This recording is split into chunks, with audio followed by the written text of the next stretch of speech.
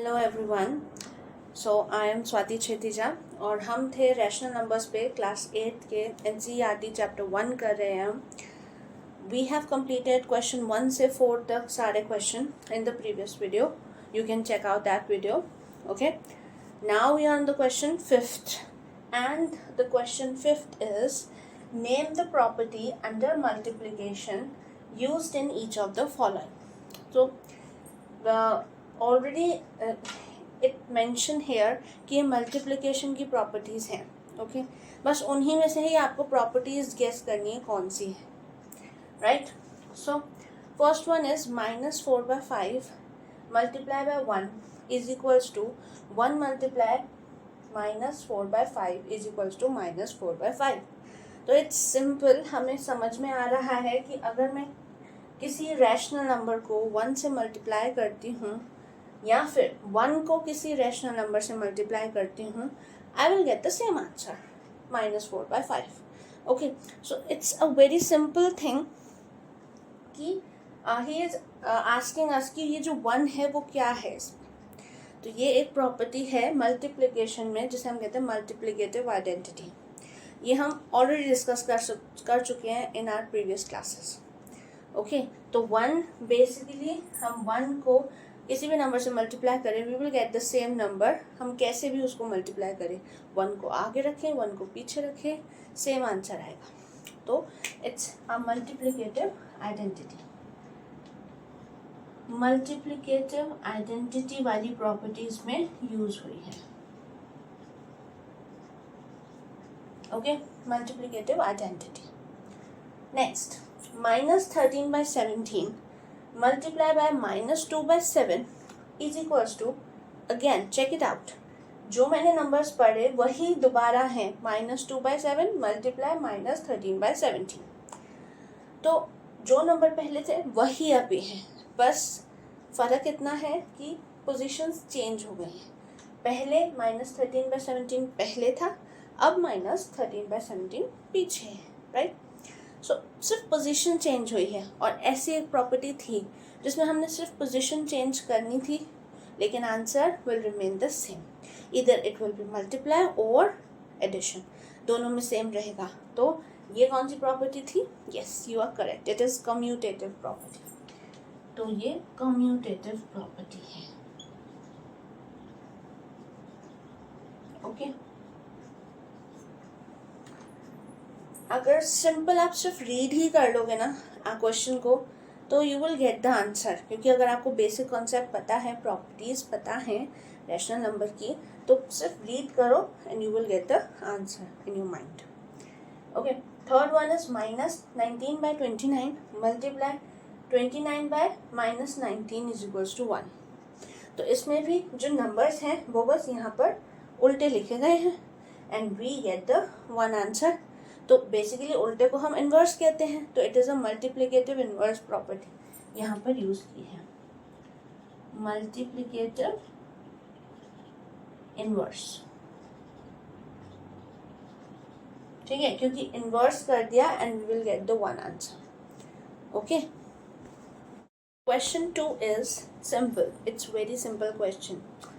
Multiply 6/13 by the reciprocal of -7/16.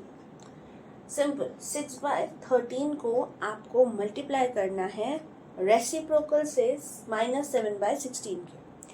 Okay, तो first of all हमें क्या चाहिए? Reciprocal of -7/16. ओके, तो हम आंसर में फर्स्ट थिंग हम करेंगे कि रेसिप्रोकल ऑफ -7/16. -7/16 का रेसिप्रोकल क्या होगा? यस, यू आर करेक्ट, इसका उल्टा -16/7. ओके, -16/7. ओके, नाउ मल्टीप्लाई करना है. सिंपल, हम पहले 6/13 रखेंगे और उसको मल्टीप्लाई कर देंगे. रेसिप्रोकल ऑफ -7/16 है, रेसिप्रोकल ये रहा -16/7. Simple, 6/13 multiply -16/7. 6 multiply -16 is -96. Right, और 13 multiply 7 is 91. Simple. So we got our answer. Minus 96 by 91 is our answer. Yes. Okay, simplest question of this exercise. Question 7 is, tell what property allows you to commute 1 by 3 multiply in bracket 6 multiply 4 by 3 as 1 by 3 multiply 6 multiply 4 by 3. अगर आप question को पढ़ते हैं तो you will get to know. पहले तो question में पूछ रहा है कि किस प्रॉपर्टी से आप इसको ऐसा लिख पाएंगे, राइट? तो हमने आज जब क्वेश्चन रीड किया तो हम जब सुन रहे थे अपने क्वेश्चन को तो हमने देखा कि 1 by 3 मल्टीप्लाई 6 4 by 3 और इसमें भी सेम नंबर्स हैं. 1 by 3 multiply 6 multiply 4 by 3 same numbers हैं, राइट? तो फ़र्क क्या है कि ग्रुपिंग अलग की है, राइट? इसमें यहाँ ग्रुप है, इसमें यहाँ नंबर सेम ही लिखे हैं. तो ऐसी हमने एक प्रॉपर्टी पढ़ी थी जिसमें ग्रुपिंग अलग हो जाती है, आंसर में कोई चेंज नहीं आता है, राइट? तो ऐसी एक प्रॉपर्टी थी और वो प्रॉपर्टी थी एसोसिएटिविटी, राइट? तो answer of the question is associativity. एक ऐसी प्रॉपर्टी है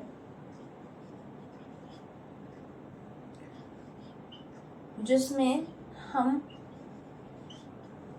ग्रुपिंग कर लेते हैं तो आंसर में चेंज नहीं आता, राइट? चाहे ऐसे लिखो चाहे वैसे लिखो, it will remain the same. Associativity property, right? Now question 8 is 8 by 9 the multiplicative inverse of -1 1 by 8. क्या 8 by 9 multiplicative inverse होगा इसका? Why or why not? You have to explain क्यों और क्यों नहीं होगा, right? So here we are with the answer. क्यों नहीं होगा? तो first is, तो हमें ये देखना पड़ेगा कि ये नंबर क्या है. इस मिक्स फ्रैक्शन को we have to open it, right? तो हम उसको ओपन करके देखते हैं क्या निकल रहा है नंबर. -1 by 1 -1 1 by 8. तो 8 1s are 8 and plus 1 we got 9. 9 by 8 minus का 9 by 8, राइट? तो हमें पता है मल्टीप्लिकेटिव इन्वर्स अगर कोई होता है किसी नंबर का तो हम उस नंबर को मल्टीप्लाई करते हैं उसके मल्टीप्लिकेटिव इन्वर्स से and we get 1 as answer. Correct है ये बात. हमने अभी प्रीवियस क्वेश्चन में देखा था कि किसी भी नंबर को अगर हम उसके रेसिप्रोकल से मल्टीप्लाई करते हैं वी गेट आंसर 1. तो वो प्रॉपर्टी थी मल्टीप्लिकेटिव इन्वर्स, राइट? तो अब इसमें भी हमें यही चेक करना है कि क्या 8 by 9 मल्टीप्लिकेटिव इन्वर्स होगा -9 by 8 का. तो लेट्स चेक इट आउट, करके देखते हैं. तो हम यहाँ पे मेंशन करेंगे कि 8 by 9 मल्टीप्लाई -9 by 8. क्या ये कट के अगर हम इसे कैंसिल आउट कर दें 9 से 9 को 8 को 8 से तो वी गेट -1 एज आंसर. -1 मिलेगा, लेकिन हमारी प्रॉपर्टी होती है -1 की नहीं होती है. We should be getting 1 as answer. अगर हमें 1 मिलता आंसर में तो हम कहते हैं मल्टीप्लिकेटिव इन्वर्स है. अब 1 नहीं मिल रहा है, हमें आंसर में -1 मिला है, तो ये 8 by 9 मल्टीप्लिकेटिव इन्वर्स नहीं है -1 by 8. ओके, तो the answer is no.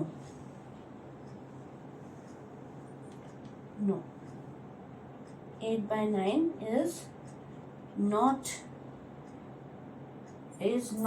multiplicative inverse of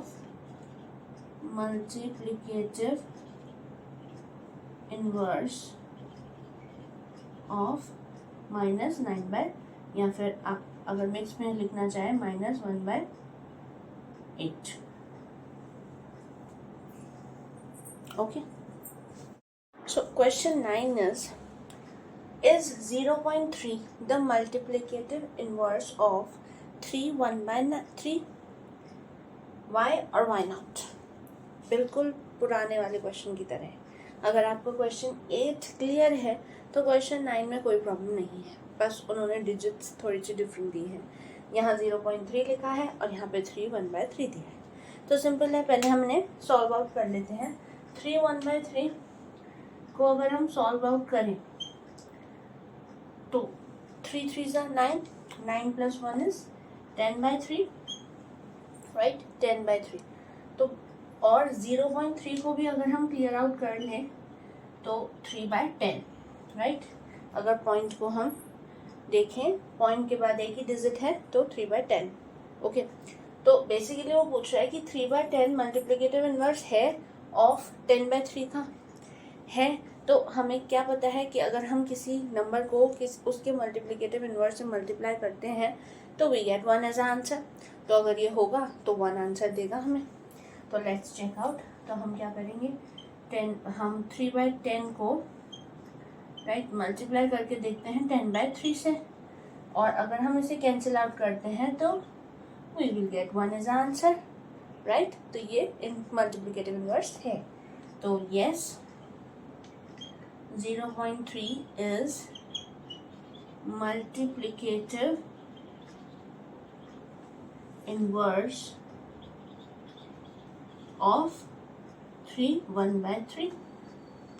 Okay. Question 10 is we have to write what? So a rational number that does not have a reciprocal. एक ऐसा रैशनल नंबर बताना है जिसका reciprocal possible नहीं है। तो it's very simple, जिसका reciprocal, जिस नंबर का उल्टा पॉसिबल नहीं है वो कौन सा है? Yes, you are right, 0। 0 is that number. 0 का रीज़न ये है कि 0 में अगर आप देखोगे तो 0/1 तो है ही, क्योंकि कोई भी नंबर हम लिखते हैं तो 1 तो उसमें है ही, 0/1। अगर हम इसका रेसिप्रोकल करें, अगर हम 0/1 का रेसिप्रोकल करें तो क्या आएगा? 1/0, 1/0 आएगा, और which is not defined, which is not defined. 1/0 क्या होता है ये अभी तक कोई डिफाइन नहीं है इसका। 1/0 कुछ भी नहीं होता है, तो इसीलिए 0 का रेसिप्रोकल पॉसिबल नहीं है। ओके, नाउ 2 वाला, the rational number that are equal to their reciprocal. आपको अब इसमें बोला है rational numbers, right, rational numbers बोला है, दैट मीन्स एक से ज़्यादा नंबर हैं जिनके रेसिप्रोकल सेम ही आते हैं। आप उनको कैसे भी लिख दो, they are not going to be different, ठीक है। तो ऐसे जो नंबर्स हैं वो कौन से हैं? एक तो है 1 और दूसरा है -1, ठीक है। रीज़न ये है कि अगर आप 1 का रेसिप्रोकल करोगे, दैट मीन्स 1/1 करोगे, तो you got 1 as answer, right. और -1 का रेसिप्रोकल करोगे तो भी you got -1 as answer. So 1 और -1 दो ऐसे रैशनल नंबर्स हैं जिनको आप रेसिप्रोकल करोगे भी तो you will get the same answer, okay. So उसी क्वेश्चन 10 का थर्ड वाला है, the rational number that is equal to its negative. एक ऐसा रैशनल नंबर बताओ जो उसके नेगेटिव के इक्वल हो। अब सी ऐसा कोई रैशनल नंबर, कोई ऐसा नंबर नहीं होगा जो उसके नेगेटिव के इक्वल होगा। दैट इज कि 1 को भी अगर मैं -1 कर दूँ तो 1 और -1 तो बहुत अलग अलग चीज़ें हैं, वो बहुत अलग अलग नंबर्स हैं, ठीक है। या -1 को भी अगर मैं 1 कर दूँ तो भी वो अलग अलग है, -1 डिफरेंट है और 1 अलग, राइट। तो ऐसे में हमारे दिमाग में बस एक ही नंबर आता है और वो है 0। अगर आप 0 लिखो, उसको अगर आप -0 भी लिखो तो भी वो 0 ही है। दैट इज, आप पॉजिटिव का 0 लिखो, आप नेगेटिव का 0 लिखो, ऐसा कुछ भी नहीं होता है। तो एक ऐसा 0 ही नंबर है जो अपने नेगेटिव के इक्वल ही हो, ओके। तो I hope you understand all the questions जो भी मैंने इस वीडियो में बताए हैं, और अगर आपको कोई भी प्रॉब्लम है तो you can ask in the comment section, okay. I will definitely solve those questions for you. Thank you.